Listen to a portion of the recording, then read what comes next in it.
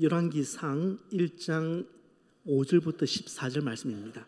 자, 한 절씩 교독합니다. 그때 학기스의 아들 아도니아가 스스로 높여서 이르기를 내가 왕이 되리라 하고 자기를 위하여 병거와 기병과 호위병 50명을 준비하니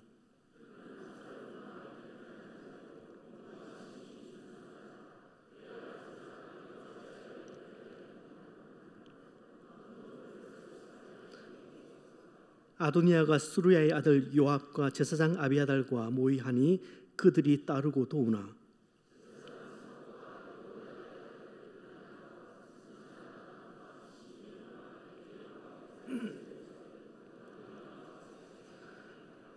아도니아가 에느로겔 근방 소엘레 바위 곁에서 양과 소와 살찐 송아지를 잡고 왕자 곧 자기의 모든 동생과 왕의 신하된 유다 모든 사람을 다 청하였으나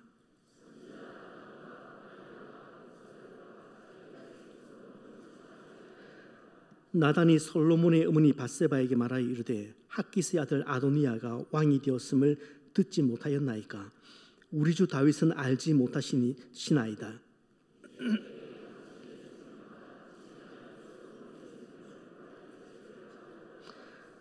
당신은 다윗 왕 앞에 들어가서 아뢰기를 내 주 왕이여 전에 왕이 요정에게 맹세하여 이르시기를 내 아들 솔로몬이 반드시 나를 이어 왕이 되어 내 왕위에 앉으리라 하지 아니하셨나이까.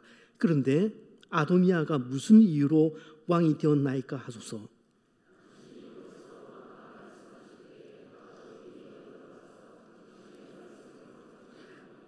아멘. 이스라엘의 왕정 역사를 보시면 아무래도 가장 눈에 띄는 것이 그들의 불순종입니다. 광야 생활과 마찬가지로 또 자기 소견에 옳은 대로 행하던 그 사사 시대와 동일하게 이스라엘의 왕정 시대도 싸움과 불신 그리고 하나님을 향한 불순종으로 얼룩진 시대가 됩니다. 하지만 이스라엘 왕정 역사에서 절대 우리가 간과하지 말아야 할 것이 있다면 바로 하나님의 언약, 은혜, 그리고 하나님의 주권입니다. 만약에 이스라엘 역사에서 하나님의 언약과 은혜, 그리고 하나님의 주권을 보지를 못한다면 우리는 구속 역사가 아닌 일반 역사만 보고 있는 셈입니다. 따라서 오늘부터 이스라엘 왕들을 한 명씩 살펴보실 텐데 그때 아니 왕들이 어떻게 이럴 수가 못지않게 그럼에도 불구하고가 함께 강조가 되어야 합니다. 무슨 말이냐면 통일왕국 마지막 왕인 솔로몬부터 시작해서 분열 왕국의 왕들을 살펴볼 텐데 이 내용들은 열왕기서와 역대기서에 기록이 되어 있습니다. 그런데 열왕기서와 역대기서가 나란히 붙어 있기는 하지만 기록의 시대적인 차이도 있고 무엇보다 기록의 목적에 있어서도 아주 분명한 차이가 있습니다. 뭐냐면 열왕기서에서는 이스라엘과 그 왕들의 죄가 강조되었다면 이 역대기에서는 하나님의 약속과 은혜로 인한 위로와 용기가 강조되었습니다. 그러니까 한 사람을 바로 이해하기 위해서는 양쪽 시선이 다 필요합니다. 그래서 오늘 말씀으로 치자면은 열왕기서 저자가 바라보는 솔로몬과 그리고 역대기 저자가 바라보는 이 솔로몬의 시각을 통합을 해서 그 한 사람을 평가를 해야 한다는 얘기입니다. 그래서 오늘부터는 성경을 이곳저곳 좀 많이 찾아보도록 하겠습니다. 솔로몬은 다윗의 10번째 아들입니다. 이 말은 솔로몬이 다윗의 후계자가 되기에는 상당한 거리가 있었다는 말입니다. 위로 형들이 줄줄이 있었을 뿐만 아니라 솔로몬의 어머니 밧세바는 다윗의 8번째 부인입니다. 그런데 이런 상황에서 하나님은 다윗에게 나타나셔서 솔로몬이 너희 뒤를 이을 것이라고 그렇게 말씀을 하셨고 다윗은 그 말을 밧세바에게 전해준 바가 있습니다. 비록 곧바로 솔로몬을 세자책봉하지는 않았지만 이미 많은 사람들은 솔로몬을 향해서 가지고 있는 그 다윗의 애틋한 마음을 읽고 있었습니다. 이제 권력 이동에 관심이 많았던 사람들의 마음은 분주해지기 시작합니다. 동서고금을 막론하고 왕위 계승의 문제는 인간의 온갖 추악한 욕망들이 가감없이 드러나고 충돌하게 만드는 현장입니다. 민주화된 지금도 무슨 선거자만 붙으면 온갖 종류의 크고 작은 암투가 그곳에서 벌어집니다. 아이들 반장 선거로부터 시작을 해서 동대표 선거, 국회의원 선거, 대통령 선거 뭐 할 것 없이 온갖 지혜와 권모술수가 총동원됩니다. 뭐 왕정 시대에는 두말할 것도 없겠죠.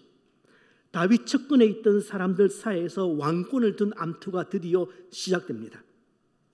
이때 앞으로 훅 치고 나온 사람이 누구냐면 다윗의 넷째 아들 아도니아입니다. 장남 암논과 셋째 압살롬은 갈등 끝에 비극적인 죽음을 맞이했다는 것 여러분 다 아실 겁니다. 둘째 길르압은 병들어서 죽었습니다. 순서를 보면 넷째인 아도니아가 왕위를 승계받는 것이 맞습니다. 아도니아의 말에 따르면 자신이 왕위를 물려받는 것이 이스라엘 백성들이 원하는 바였다, 그렇게 이야기를 합니다. 그래서 이제 내가 왕이 되리라 선언하면서 본격적인 왕위 계승 작업에 그렇게 착수합니다. 적어도 이때까지 아도니아에 대한 성경의 평가도 굉장히 후한 편입니다. 6절 말씀을 다시 한번 보실까요? 그는 압살롬 다음에 태어난 자요 용모가 심히 준수한 자라. 그의 아버지가 내가 어찌하여 그리하였느냐고 하는 말로 한 번도 그를 섭섭하게 한 일이 없었다, 그렇게 이야기를 합니다. 그러니까 아도니아는 부모에게 아쉬운 소리 한 번 듣지 않은 그런 아들이었다고 합니다. 이게 참 얄미운 스타일이죠. 그러니까 요즘으로 말하면 딱 엄친아 스타일입니다. 그러나 문제는 스스로 자신을 높여서 왕으로 높인 것이 문제였습니다. 5절 말씀을 세번역 성경으로 우리 같이 한번 읽어보십시다. 그때에 다윗과 학깃 사이에서 태어난 아들 아도니아는 자기가 왕이 될 것이라고 하면서 후계자처럼 행세하고 다녔다. 자신이 타고 다니는 병거를 기병과 그러니까 뭐 왕자임에도 불구하고 위용이 지금 엄청난 겁니다. 타인이 자신을 높여주는 것이 아니라 스스로 자신을 높이려고 할 때는 여러 가지 부작용이 나타날 수밖에 없습니다. 그만큼 억지스러운 방법이 사용되기 때문에 그렇습니다. 하지만 아도니아는 굉장히 치밀하게 움직이기 시작합니다. 정치적 기반과 종교적인 정당성을 확보하기 위해서 당시 최고의 권력자들을 규합하기 시작합니다. 군대 장관 요압, 그리고 제사장이었던 아비아달이 아달리아의 대권 캠프에 합류합니다. 그러니까 최고의 실세들을 자기 편으로 만들고 반란을 위한 만반의 준비를 지금 갖추고 있습니다. 그런데 이 영모가 선지자 나단의 귀에 들어갑니다. 선지자 나단, 이 사람 보통 사람 아닙니다. 그는 아주 신속하게 사태를 파악하고 과감하게 결단을 내립니다. 먼저 그는 솔로몬의 어머니인 밧세바를 찾아가서 영모의 소식을 전합니다. 그러면서 이제부터 어떻게 처신을 하고 어떻게 행동을 해야 할 것인지를 아주 소상하게 지시를 합니다. 동서고금을 막론하고 자식에 대한 욕심이 없는 부모는 없습니다. 그렇지만 밧세바는 이 아들 솔로몬에 대한 애착이, 욕심이 상당히 컸던 것 같아요. 저는 밧세바가 보통 여인이 아니라고 생각합니다. 밧세바는 다윗의 충성스러운 신하 우리아의 아내였습니다. 하지만 다윗이 그 우리아를 살인 교사를 하고 밧세바를 빼앗습니다. 전통적으로는 밧세바를 범한 다윗이 몰매를 맞는 부분입니다. 그러나 왕궁에 들어가기 위한 밧세바의 계략에 다윗이 걸려들었다는 그런 해석도 있습니다. 좀 과한 해석이기는 하지만 밧세바가 왕권 쟁탈전에서 어떻게 관여했는가를 보시면 뭐 아주 틀린 말도 아닌 것 같다는 생각도 들 지경입니다. 아도니아 못지않게 밧세바도 발빠르게 움직이기 시작합니다. 나단 선지자뿐만 아니라 그녀는 그 다윗의 시림을 받고 있던 대제사장 사독과 그 압살롬의 반란을 비롯해서 숱한 반란 시도를 진압했던, 그래서 다윗에게 충성을 다했던 브나냐 장군을 포섭하는 데 성공합니다. 이런 일은 어린 솔로몬이 할 수 있는 일이 아닙니다. 밧세바가 막 구해서 움직인 겁니다. 그러니까 솔로몬이 왕이 된 데는 어머니 밧세바의 역할이 지대합니다. 자, 이제 밧세바는 병상에 있는 다윗을 찾아가서 재촉합니다. 당신이 지난번에 내 아들 솔로몬의 왕위를 이어받을 것이라고, 그게 하나님의 뜻이라고 그렇게 말하지 않았느냐? 그런데 지금 아도니아가 자신이 왕이라고 주장하는 것은 대체 뭐냐? 다윗이 정신이 번쩍 듭니다. 그러니까 다윗이 지금 육신은 굉장히 고달프지만 정신은 맑았던 것 같아요. 아도니아의 행위는 명백한 반역입니다. 다윗으로서는 서둘러 솔로몬을 왕으로 선포하지 않을 수가 없었습니다. 그래서 맹세하여 말합니다. 1장 30절 말씀 함께 읽습니다. 네. 이스라엘의 하나님 여호와를 가리켜 내게 맹세하여 이르기를 내 아들 솔로몬이 나를 대신하여 내 왕위에 앉으리라 하였으니 내가 오늘 그대로 행하리라. 대세가 아도니아로 굳어지고 있는 상황이었는데 순식간에 반전이 일어난 겁니다. 비록 노구의 몸이었지만 나단은 하나님의 뜻이 어디에 있는지를 정확하게 알고 있었고 그 중심을 잡는 역할을 아주 훌륭하게 감당합니다. 제가 생각할 때 나단은 성경에 등장하는 제1세대 킹메이커 같아요. 사실 선지자 나단은 솔로몬과 아주 특별한 관계에 있었습니다. 다윗과 밧세바의 간음 사건 이후에 밧세바가 임신을 하여서 첫째 아이를 낳습니다. 그런데 낳자마자 죽죠. 그 후에 두 번째 태어난 아들이 솔로몬입니다. 그때 하나님께서 나단 선지자를 보내어서 그 솔로몬의 이름을 여디디야, 하나님께서 여호와께서 사랑하신다라는 그 이름으로 지어줍니다. 유대인들에게 이름을 지어준다는 것은 형식적인 관계가 아니라 이제부터는 아주 특별한 관계에 있다는 것을 의미합니다. 아마도 나단 선지자가 솔로몬에게 큰 관심을 가지고 있었던 것 같아요. 그래서 어린 시절부터 솔로몬의 신앙 교육을 맡았던 사람이 아마 나단이었을 것이다, 그렇게 짐작할 수 있는 대목이 바로 이 부분입니다. 나라가 혼란에 빠졌을 때 하나님의 뜻을 분명하게 깨달았던 나단 선지자는 그 중심을 바로 잡을 수가 있었습니다. 그래서 하나님의 뜻대로 왕위가 올바르게 이양될 수 있도록 지대한 공헌을 하게 됩니다. 그는 정말 이스라엘의 원로였습니다. 본격적인 왕들의 이야기가 시작되는 열왕기상 1장을 보시면 여러 명의 노인들이 등장합니다. 다윗, 요압, 아비아달, 사독, 나단. 그중 나단이야말로 다윗 왕국을 그렇게 지켜주던 든든한 버팀목 역할을 하는 겁니다. 한 세대가 저물고 있었지만 그래도 여전히 별과 같이 빛나는 사람도 있었다는 말입니다. 우리 사회는 원로가 사라진 사회라고 합니다. 원로가 사라지기도 했지만 급변하는 시대 흐름 속에서 원로를 몰아내는 사회이기도 합니다. 예수 사랑, 사람 사랑, 교회 사랑을 깊이 실천하는, 그래서 참으로 지혜로운 원로들이 많이 필요합니다. 또한 그 원로들을 귀하게 여기는 공동체의 모습도 중요합니다. 소명교회가 계속 젊어질 수 있는 이유 중에 하나는 시니어들의 관용 때문에 그렇습니다. 시니어들이 꼬장꼬장하게 라떼 얘기를 하고 그것을 주장하고 너네들 얘기는 다 틀렸다 그렇게 말하기 시작하면 교회가 하나됨을 온전히 이룰 수도 없고 젊은이들은 교회를 떠날 수밖에 없습니다. 자, 아도니아의 역모는 이렇게 끝났습니다. 권력 암투 끝에 속전속결로 대권을 잡은 솔로몬은 최대한 냉정함을 유지합니다. 솔로몬이 대권을 잡자 그 구중 궁궐 안에 다시 평화가 찾아온 듯이 보입니다.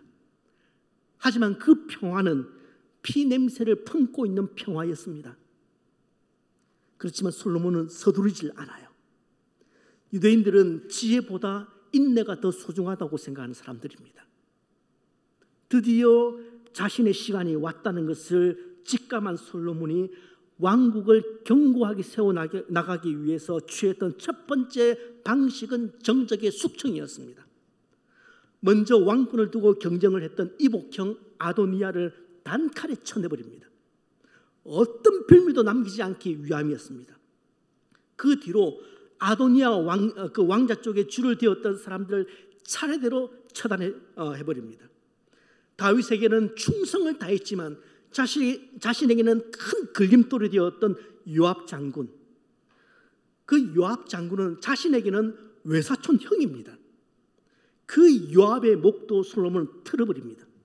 이걸 보면 야, 권력은 정말 냉정한 것이구나. 그리고 그 권력은 자식과도 못 나눈다 그러던데, 야, 그 말이 정말 맞는 말인 것 같다, 그 생각이 들어요. 여러분, 우리 역사도 크게 다르지 않습니다. 그러나 우리 역사 가운데서 가장 신사적으로 정권에 이양된 경우는 제가 생각할 때 세종대왕 때 같아요. 세종대왕과 그 형제들. 여러분, 그 아버지 태종이 셋째인 세종이 가장 총명하다는 것을 그렇게 생각하고 있는 것을 그 형제들이, 세종의 형제들이 다 알았어요. 그래서 첫째 양녕대군은 일부러 전국을 돌아다니면서 술이나 마시고 시나 쓰는 그런 한량이 됩니다. 그리고 그 다음 형인 효령대군도 일찌감치 머리를 깎고 절로 들어가서 중이 됩니다. 그래서 아버지 태종이 어쩔 수 없이 세종을 왕으로 세우는데 이게 대박을 치죠. 조선에서 가장 훌륭한 왕이 되는 겁니다. 솔로몬의 정적 제거가 계속됩니다. 피냄새가 진동을 하죠. 아버지 다윗을 중심으로 섬겼던 그 대제사장 아비아달, 그 아비아달을 아나도스로 파면을 시켜버립니다. 그리고 거기서 꼼짝없이 움직이지 못하도록 그렇게 만들어 버립니다. 일종의 가택연금이라고 생각하시면 이해가 쉬울 것 같아요. 마지막으로 사울 왕의 친척이면서 은근히 영향력을 행사하고 있던 사람, 아버지 다윗이 그 압살롬의 난으로 야반도주를 할 때 그 다윗을 비난했던, 비웃었던 그 시므이, 이 사람을 제거하는 게 의외로 까다로웠습니다. 그런데 때를 딱 잡고 이 시므이를 그렇게 한 칼에 숙청을 해버립니다. 그러면서 솔로몬은 권력을 완전히 장악하게 됩니다. 솔로몬이 왕위에 오른 나이가 약관 20세입니다. 그리고 나라를 40년 통치를 하는데 솔로몬이 정적들을 그렇게 제거함으로써 통치 기반은 잡았어요. 그렇지만 여전히 종교적인 정당성은 아직까지는 미비했습니다. 정권은 다 잡았지만 이스라엘 백성들의 마음을 얻으려면 가장 중요한 것이 신적인 권위입니다. 무슨 말이냐면 내가 왕위에 오르는 것이 하나님의 뜻이었다는 것을 백성들에게 보여줘야 되는 겁니다. 이런 이유로 솔로몬이 기브아 산당으로 향합니다. 아직 성전이 없었던 시대였기 때문에 백성들이 산당에서 하나님께 제사를 지내던 그런 시절이었습니다. 그곳에서 솔로몬이 하나님께 1000번제를 드립니다.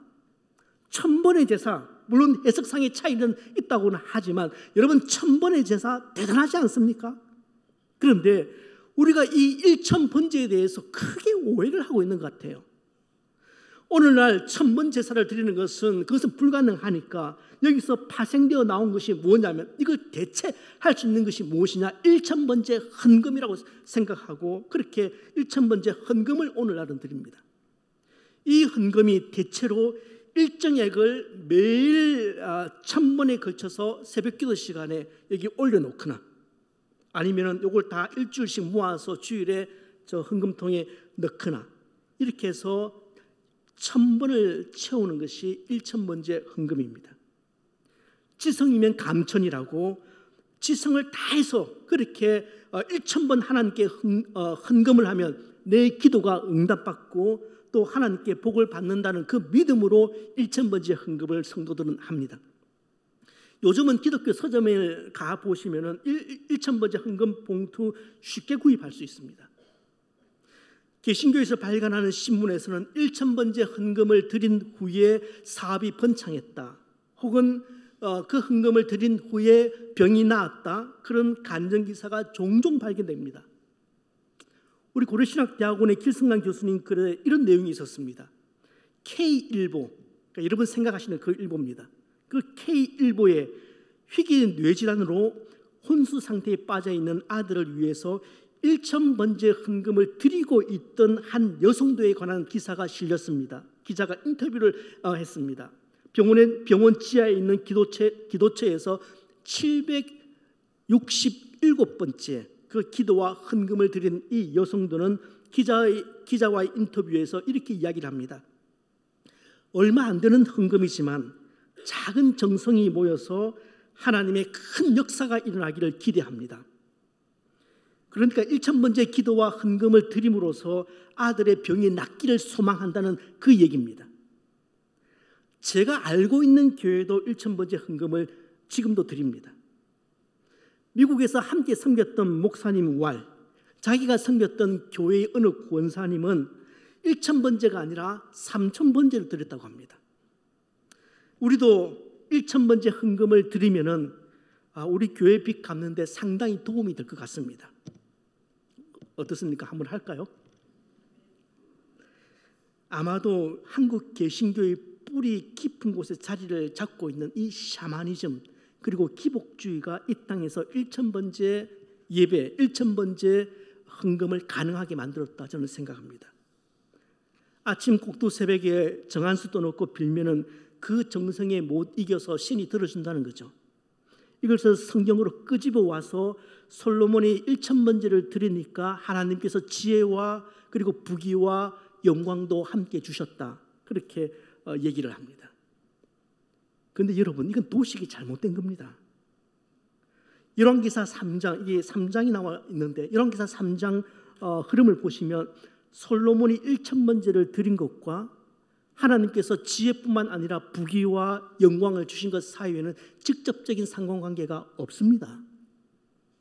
성경 내용은 이렇게 전개됩니다. 솔로몬이 1000번째를 드렸습니다. 하나님께서 꿈에 나타나셨습니다. 솔로몬이 지혜를 구합니다.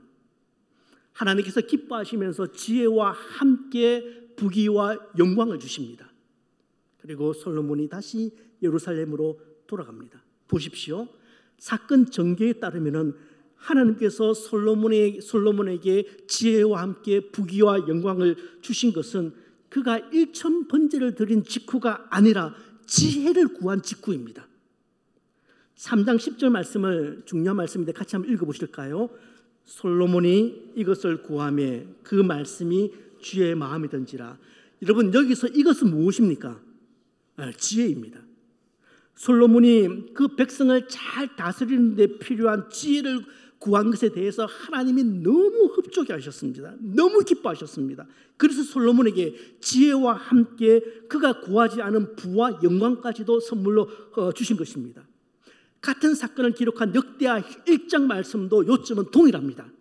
여러분, 1000번째는 솔로몬이 자기처럼 어리고 연약한 그리고 부족한 자를 이스라엘 왕으로 세우신 그 하나님께 감사해서 그래서 드린 특별한 제사입니다. 때문에 솔로몬의 1000번째 혹은 1000번째 헌금을 일반화시켜서 모든 시대의 성도들에게 그것을 요구하는 것은 상당히 곡해된 본문 해석입니다. 만약에 1000번째를 드리는 것이 혹은 1000번째 헌금을 드리는 것이 우리 신앙생활에 그렇게 유익하다면 하나님께서 선지자들을 통해서 1000번째를 드려야 한다고 몇 번이나 말씀하셨을 겁니다. 그러나 솔로몬의 기사 외에는 1000번째에 대한 말씀이 성경 그 어디에도 나오지 않습니다. 심지어 구약시대에도 솔로몬을 제외하고 그 이스라엘 왕들 가운데서 1000번째를 드린 왕은 아무도 없습니다. 비슷한 상황이 아사왕 때 한번 나와요. 그 경우는 1000번째가 아닙니다. 1000번째가 아니라 노랗게 온 그 물건 중에서 소 700마리, 양 7000마리, 큰 제사죠. 그 7000마리로 큰 번제를 드렸습니다. 그뿐입니다. 하나님께서 명하시지 않은 것을 마치 하나님의 뜻인 것처럼 하나님의 백성들에게 요구를 하는 것은 그건 경건이 아닙니다. 그것은 영적 사기에 해당될 수가 있습니다. 솔로몬의 이야기에서 정말 하나님의 마음을 흡족하게 한 이유가 무엇인지를 잘 살펴야 합니다. 그것은 하나님의 백성의 유익을 위해서 지혜를 구하는 그 솔로몬의 모습입니다. 정확한 워딩은 선악을 분별하는 능력입니다. 열왕기상 3장 9절 말씀을 우리 같이 한번 읽도록 하겠습니다.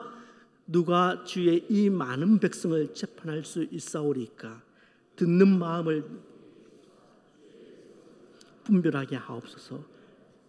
네, 솔로몬이 원한 것은 선악을 분별할 수 있는 능력입니다. 그걸 사람들은 보통 지혜라고 말합니다. 통치자에게 굉장히 중요한 덕목이죠. 그 사람이 원하는 것이 무엇인지를 보면은 그 사람이 누구인지를 알 수 있다고 말합니다. 솔로몬은 자신의 유익을 위해서 취할 수 있는 최선의 기회를 잡은 거예요. 하나님께서 너 무엇 가지고 싶으냐? 그때에 그 카드를 자신의 개인적인 유익을 위해서 사용한 것이 아니라 하나님께서 사랑하시는 저 백성들을 어떻게 하면 잘 섬길 수 있습니까? 그래서 그 지혜를 구하는 데 사용한 겁니다. 예수님은 이렇게 말씀하셨습니다. 같이 한 번 더 읽습니다. 주라, 그리하면 너희에게 줄 것이니 곧 후이되어 누르고 흔들어 넘치도록 하여 너희에게 안겨주리라. 여러분, 진실로 복받기를 원하십니까? 그렇다면 다시, 여러분 진실로 복받기를 원하십니까? 예, 그렇다면 세계의 어느 나라, 어느 다른 교회도 없는 1,000번째 혹은 1,000번째 헌금을 드리는 것이 아니라 주는 것이 받는 것보다 복되다 하신 그 예수님의 말씀을 삶 가운데 실천하면 됩니다. 그것이 참으로 복받는 길입니다. 주라, 주라, 그리하면 너에게 줄 것이다. 하나님께서 우리에게 주신 여러 가지를 남에게 나눌 때 하나님께서 반드시 곱으로 갚아주실 것을 우리가 믿는 것, 그게 복받는 길이죠. 신앙인 부모들은 자녀들을 위해서 기도할 때 솔로몬같이 지혜롭게 해달라 그렇게 기도하죠. 예, 정말 솔로몬이 선물로 받은 지혜는 그야말로 타의 추종을 불허했습니다. 스바의 여왕이 그 한 사람의 지혜를 구경하려고 은금 보화를 그렇게 바리바리 싸들고 온다. 여러분, 그게 말이 됩니까? 지혜는 무형재산이잖아요. 금물이야 유형이지만은 지혜는 무형이잖아요. 그 지혜를 보러 온다니까 얼마나 그 지혜가 컸을까. 솔로몬의 지혜와 관련된 유명한 이야기가 성경에 하나 나옵니다. 어느 날 유곽에서 몸을 파는 일을 하던 두 여자 사이에서 송사가 일어났습니다. 며칠 간격으로 이 두 여인이 아기를 각각 낳았는데 그만 한 아기가 밤중에 죽습니다.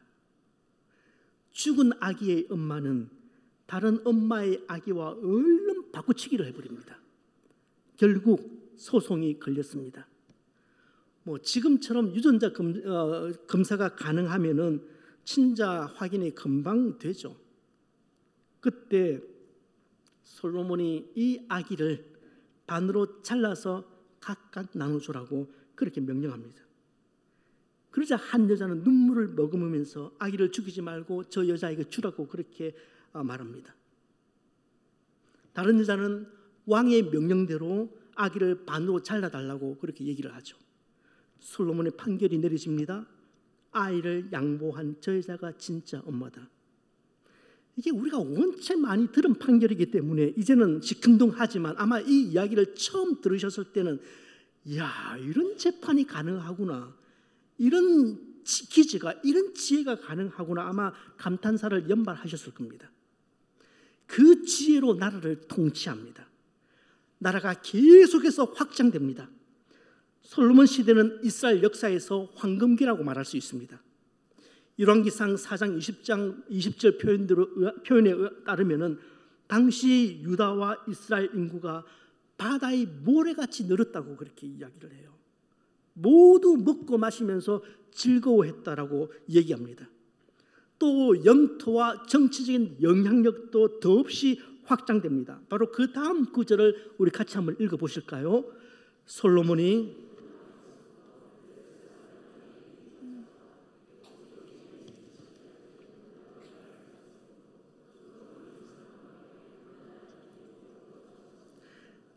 솔로몬이 사는 동안에는 주변 나라들이 이스라엘에게 조공을 바쳤습니다. 여러분, 이런 역사는 이스라엘 역사 안에서 솔로몬 시대가 유일무이했습니다. 여기까지만 보면은 솔로몬의 인생은 누구나 부러워할 정도로 성공적입니다. 내 평생의 왕들 중에 너와 같은 자가 없을 것이다, 이 말씀이 정말 액면 그대로 실현된 겁니다. 그러나 열왕기 저자는 이 솔로몬을 칭송만 하지 않습니다. 앞에 솔로몬이 쌓아놓은 모든 업적이 쓰레기처럼 보일 정도로 그를 날카롭게 비판합니다. 열왕기상 11장 6절 말씀, 중요한 말씀입니다. 같이 한번 읽습니다. 솔로몬이 여호와의 눈앞에서 악을 행하여 그의 아버지 다윗이 여호와를 온전히 따른 같이 따르지 아니하고, 열왕기 저자는 솔로몬의 문제가 무엇인지에 대해서 아주 구체적으로 지적을 해냅니다. 솔로몬의 왕국이 그냥 확장된 것은 아닙니다. 자신의 야망을 성취하기 위해서 많은 것을 솔로몬은 타협을 했습니다. 그 중에 하나가 정략결혼입니다. 열왕기상 11장 3절 말씀에 따르면 솔로몬에게는 후궁이 700이고 첩이 300이라고 말했습니다. 후궁은 결혼식을 한 부인을 말하는 것이고, 첩은 결혼도 하지 않고 그냥 데리고 와서 사는 여자를 첩이라고 하는 겁니다. 어쨌든 1000명입니다. 그 이름이나 외울 수 있을까요? 나라의 안위를 위해서 타국의 공주들과 정략결혼을 한 것 사실입니다. 주변에 있는 다른 국가들도 그렇게 했으니까. 하지만 아무리 외교적인 차원이라고 할지라도 솔로몬의 경우는 너무 많은 이방 여인들을 아내로 맞이한 겁니다. 이게 초심을 완전히 벗어났다는 것을 보여주는 한 장면이기도 합니다. 여러분, 그런데 그 시집을 오는 여인들의 혼수 가방 안에 무엇이 들어있는지 아십니까? 그들이 섬기던 신들이 들어있었어요. 대표적으로 아스다롯, 밀곰, 그모스, 우상 삼총사죠. 솔로몬은 여러 곳에 이 아내들이 자기 신들을 예배할 수 있는 산당을 지어줍니다. 그러면서 하나님을 향한 자신의 가슴도 냉랭하게 식어져 갑니다. 결국 솔로몬은 여호와를 버리고 산당에서 우상을 숭배하기 시작합니다. 솔로몬 이후에 산당은 우죽순처럼 그렇게 번져갑니다. 결국 이것이 북이스라엘, 남유다 왕국을 멸망시킨 근본 원인이 됩니다. 그러니까 솔로몬의 끝이 너무 지저분하고 추악스럽습니다. 아울러 솔로몬은 백성들에게 너무 부당한 헌신을 요구합니다. 말씀드린 것처럼 성전을 짓기 위해서 7년, 자신의 왕궁을 짓기 위해서 13년, 그 외에도 수많은 국고성, 비동과 람셋 등을 비롯해서 그 국고성을 짓기 위해서 백성들에게 열정페이를 강요한 겁니다. 솔로몬이 백성들에게 강요를 한 것은 세금, 부역, 징용 등이었습니다. 여기다가 그의 호화로운 왕궁 생활을 유지하기 위해서 다시 과도한 세금을 때립니다. 하루 이틀도 아니었기 때문에 하나님의 백성들의 원성은 계속 높아져 갔지만은 이게 솔로몬의 권위가 하늘을 찌르다 보니까 감히 말 한마디 꺼내지 못하던 그런 상황이었습니다. 여러분, 솔로몬의 개인적인 능력은 의심의 여지가 없습니다. 잠언, 전도서, 아가서, 그리고 또 시들을 기록했을 뿐만 아니라 우주 삼라만상의 이치를 깨달았다고 합니다. 그러니까 그 지혜의 풍요함은 두말해서 말할 필요가 없죠. 하지만 솔로몬은 점점 치세가 지나갈수록 사람에 대한 이해나 그 사람에 대한 사랑이 턱없이 부족했다는 생각이 듭니다. 저는 솔로몬을 볼 때마다 사사시대에 살았던 그 사사 삼손이 오버랩됩니다. 이 두 사람, 삼손과 솔로몬은 하나님께 너무 많은 것을 받았던 사람입니다.